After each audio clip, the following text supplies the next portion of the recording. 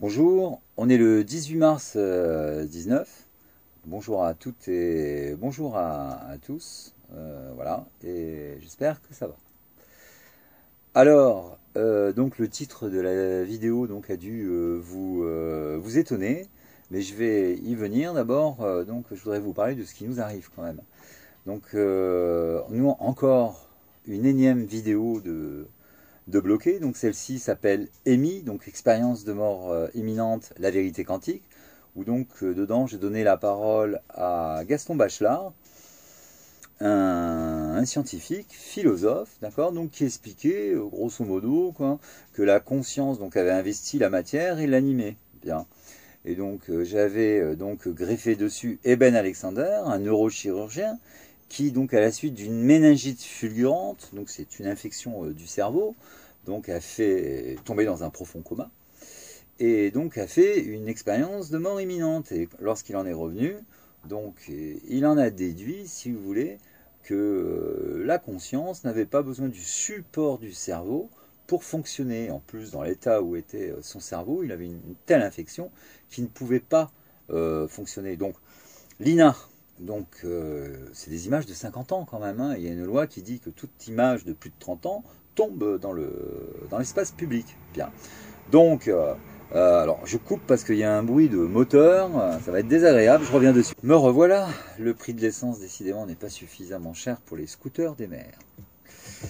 Voilà, boutade en passant. Alors donc j'en étais donc à un autre neurochirurgien, Eben Alexander, donc qui à la suite donc de cette expérience de mort imminente, et puis je rappelle que c'est sur 7 milliards d'individus, c'est 1 milliard qui a fait une expérience de mort imminente, et tous rapportent le même récit.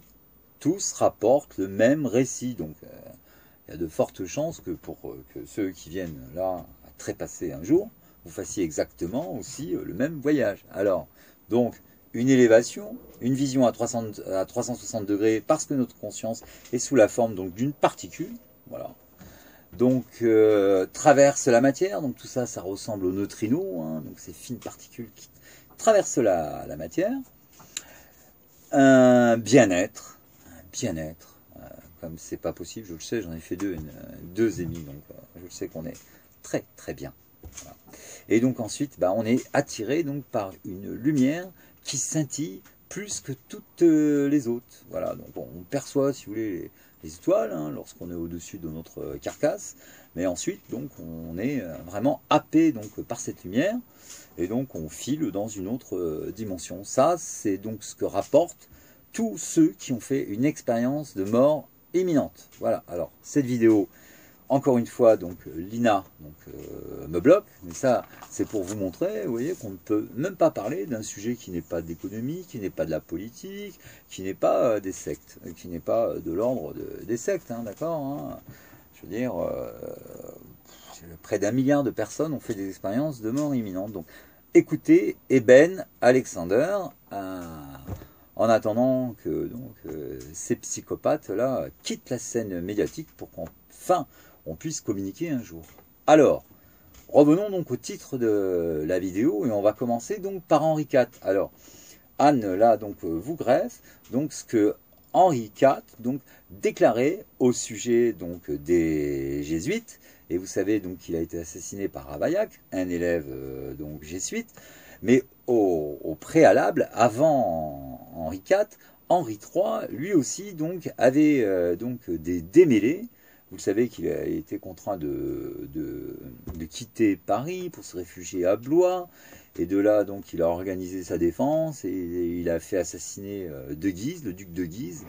Et rebelote, ça ressurgit, donc je coupe. Donc on continue, j'espère que le dicton dit vrai, je mets 203, on va le vérifier. Alors donc, Henri IV, si vous voulez, en dénonçant les jésuites, et comme les jésuites, Macron et les jésuites, je vous l'ai expliqué, hein, toute la classe politique. Vous savez, si on revient à la déclaration du père Uven, du cercle olivain qui forme les orateurs, le père Uven est très clair.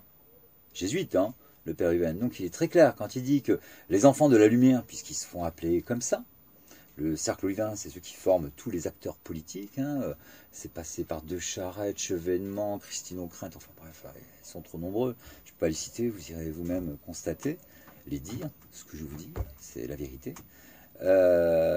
Donc le père Uven déclarait que les enfants de la lumière ne doivent pas laisser l'efficacité du suffrage universel aux enfants de ce siècle. Les enfants de ce siècle, c'est nous. L'efficacité du suffrage universel, c'est le vote. Donc qu'est-ce qu'ils ont fait? Ils ont créé tous les partis politiques, d'accord, de Mélenchon, l'extrême gauche, jusqu'à Le Pen, l'extrême droite, en prenant tout le monde au passage. Hein. C'est un râteau, si vous voulez, avec plusieurs dents. On ratisse tout le monde. Un coup à toi, un coup à moi. Ils sont tous dans la combine. Voilà. Donc, Henri IV serait traité aujourd'hui de complotiste. Et c'était, il a écrit ça donc en 1700, non 1600 1595. 1595, autant dire donc 1600.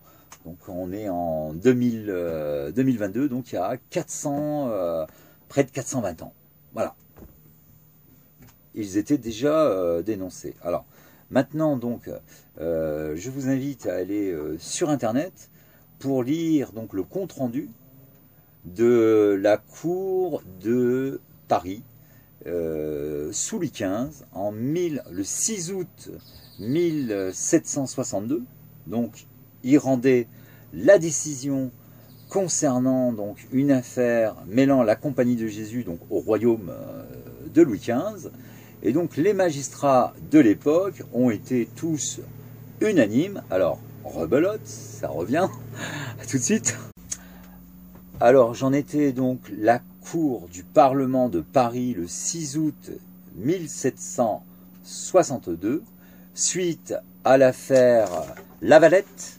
Donc Lavalette, c'était un esclavagiste jésuite. Toute sa main-d'œuvre esclave donc, a été décimée par une maladie. Il n'a pas pu payer donc, le transporteur. Le transporteur l'a assigné donc, en justice. Comme il ne pouvait pas payer, les transporteurs ont demandé à la compagnie de Jésus de payer. Comme ils n'ont pas voulu payer, ils ont demandé donc, réparation auprès du tribunal de Paris de l'époque. Et c'est là que donc les magistrats ont demandé les statuts et la constitution des jésuites. Là donc ils se sont aperçus et donc c'est la conclusion, la décision à l'issue de ce procès qui est rendu.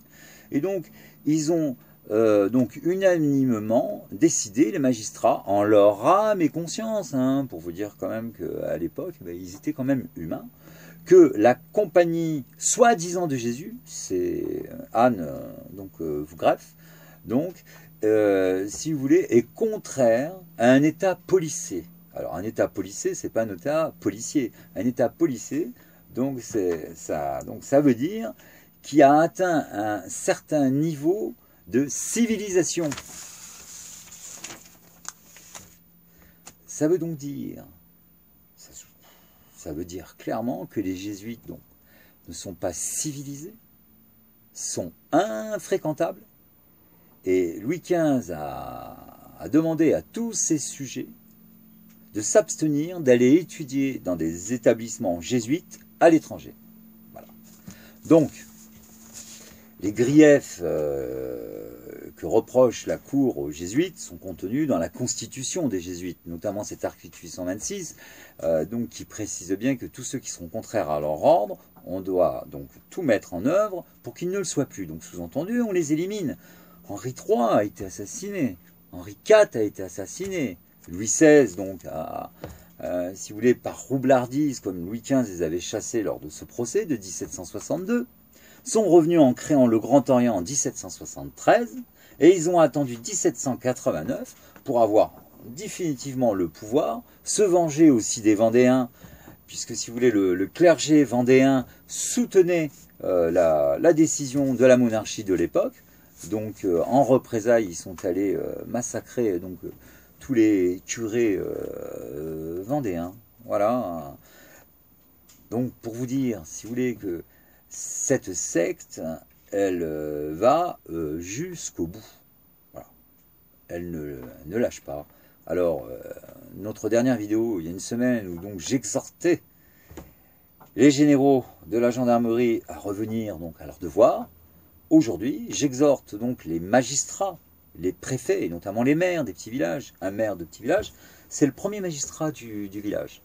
D'accord? Donc, allez lire le compte-rendu de la cour de Paris du 6 août 1762 concernant l'affaire Le Royaume de France contre la compagnie soi-disant de Jésus. Hein. C'est comme ça qu'est intitulée donc cette affaire. En attendant donc que les magistrats, les préfets, les maires donc reviennent à leurs devoirs et à leur conscience, je vous conseille à tous mes abonnés, parce que il ne faut pas croire ce qui est marqué, le nombre de vues, c'est faux. On est des milliers, ça j'en suis sûr.